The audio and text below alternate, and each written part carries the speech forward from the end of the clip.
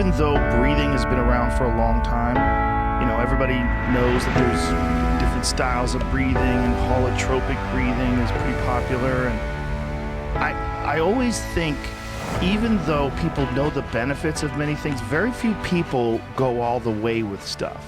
Like, if you just talk to an average person, can someone run 250 miles?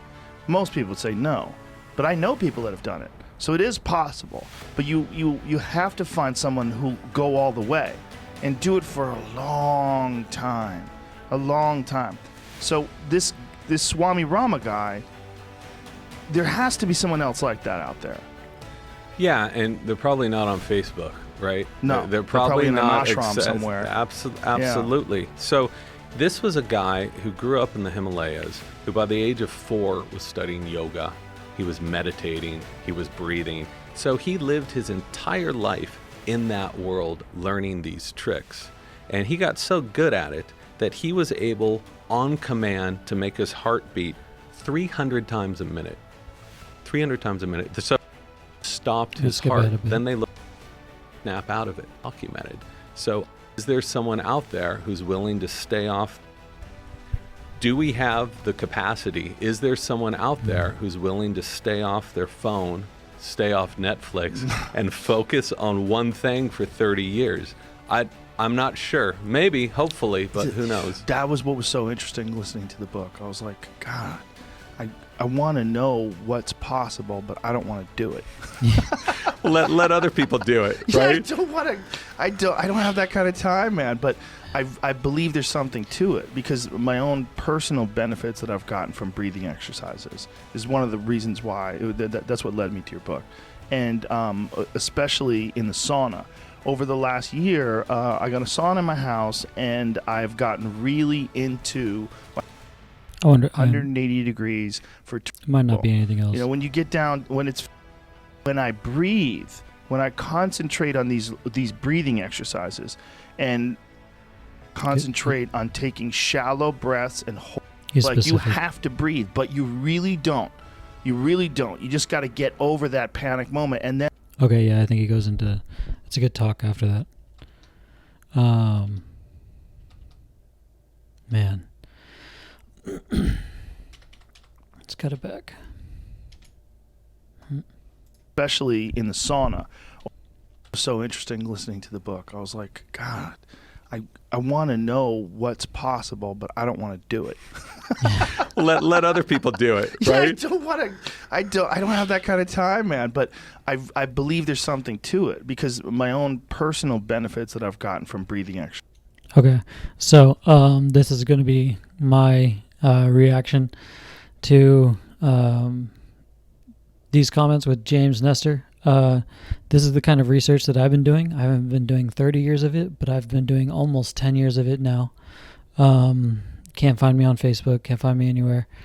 It's been a lot. The kind of research I'm doing isn't breathing exercises.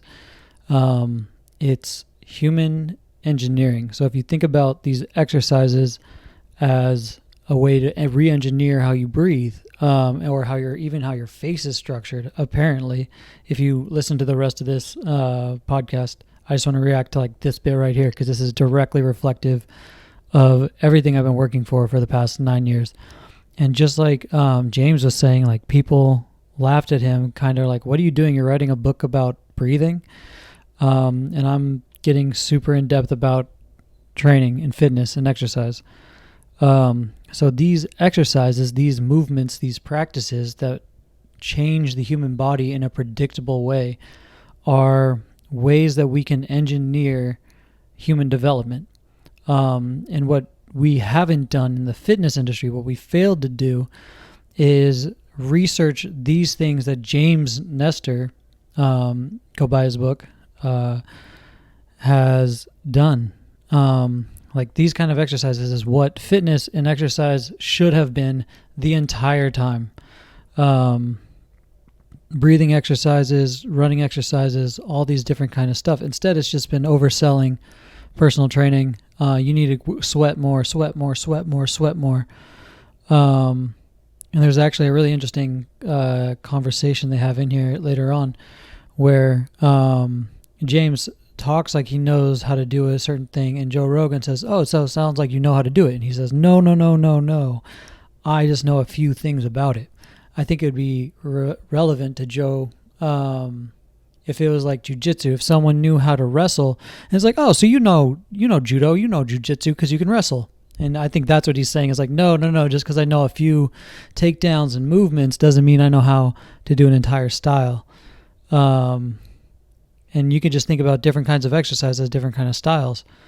Really, and it wouldn't be a martial art; it would be a human art, or something like that. Because it wouldn't be warlike, so it's non-martial, non-martial arts.